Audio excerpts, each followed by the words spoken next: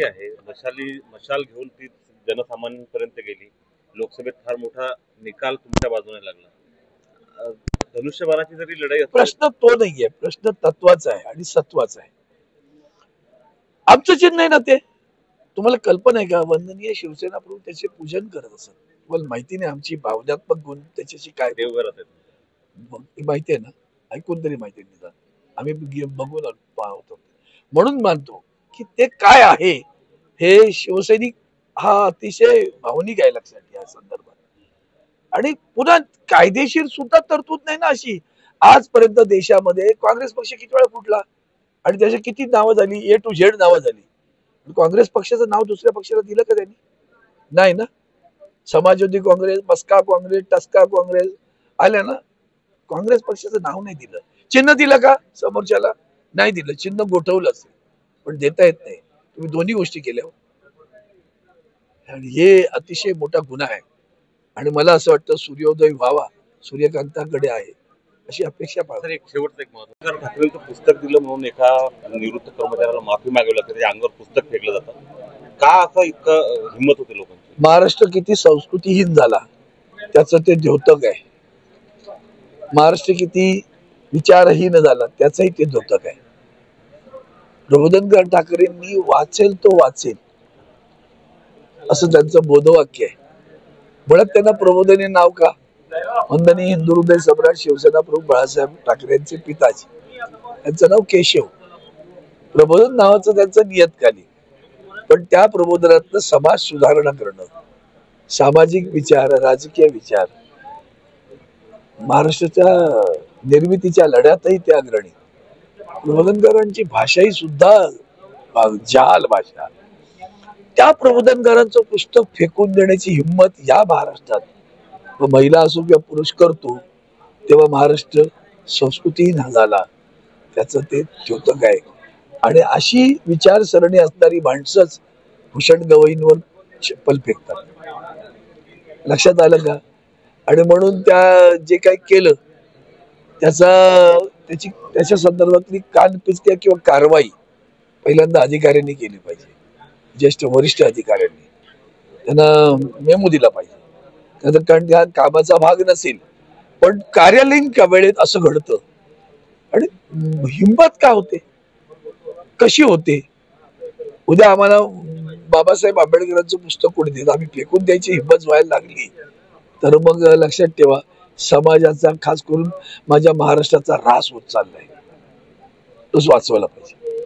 उद्या चिन्हावर उद्या अंतिम सुनावणी होणार असल्याची बातमी आहे. त्या न्यायाची अपेक्षा आहे. थकले रे डोळे माझे वाट तुझी पाहत असं गाणं होतं. वाट तुझी पाहता थकले डोळे थकले सगळं थकलं.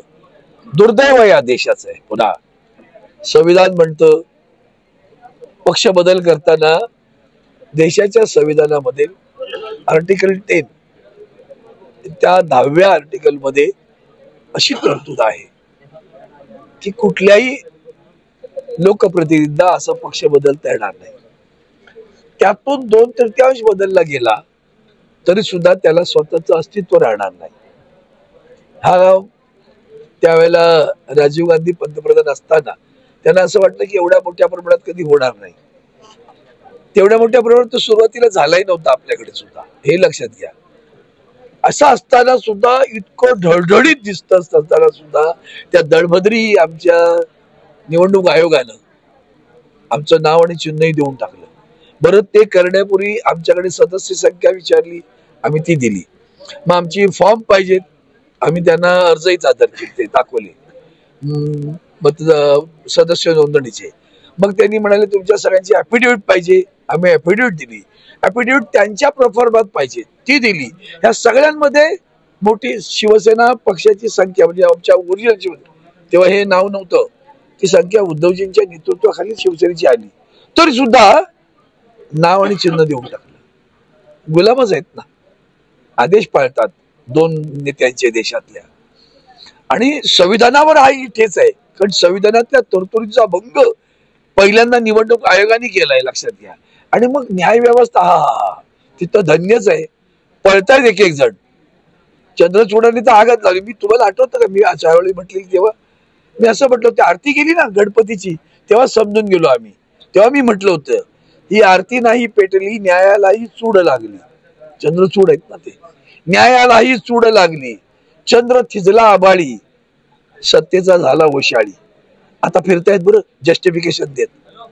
अहो त्या कायद्याची तरतुदीप्रमाणे त्या 2.5 वर्षाच्या कालावधीत तो निर्णय देणं आवश्यक होतं. चंदीगडला काय घडलं पाहिलं की नाही, कसा महापौर निवडून आला होता. ते नशीब सीसीटीव्ही फुटेज मध्ये आलं म्हणून पकडलं. इथं काय नाही तुम्हाला दिसत नाही, ढळढळ दिसतं. बरं चंद्रचूडांनी राज्यपालांवर जे काही ताशेरे झाडलेत ते भयानक आहेत ना. त्यांचं एक वाक्य, जे जे काम त्या राज्यपालांनी केलं ते संविधानाचं घात करणारं होतं. Unconstitutional behaviour of the governor of Maharashtra. What do you mean by that, असं ते म्हणाले. मग ते अनकॉन्स्टिट्युशनल जर ते घटनात्मक नव्हतं तर मग त्याला तुम्ही सरकारला मान्यता कशी दिली आणि ढकलून देता काय त्या तो दुसरा गुलाम बसलेला अध्यक्ष. ते काय ते पक्षाने निवडून दिलेले आहेत ना, ते विधानसभेचे अध्यक्ष. ते पक्षीय भूमिका घेणार ना, ते न्यायिक भूमिका थोडीच घेणार. न्यायिक भूमिका घेण्यासाठी न्यायालयीन व्यवस्था, ते न्यायालय सुद्धा न्याय देत नाही.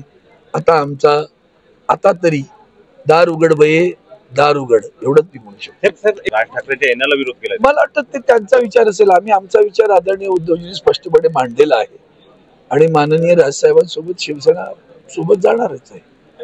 त्याच्यात आता नवीन घे. आदरणीय उद्धवजींनी परवाच्या दसऱ्या मेळ्यात पुन्हा उद्धृत केलं की आम्ही जे एकत्र आलो ते एकत्र राहण्यासाठी एकत्र आलेलो आहोत, शोभेसाठी नाही. याचा अर्थ राज ठाकरेंसाठी काँग्रेसला सोडायची तयारी आहे.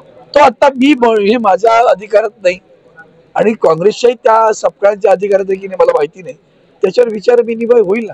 वेळ कशाला, एवढी घाई कशाला. काँग्रेसला मला गोदी मीडियाला घाई असते, आम्हाला बाकी काँग्रेसला कन्व्हिन्स कराल का म्हटलं. ते आम्ही करू शकतो, काय करायचं ते बघूया काय.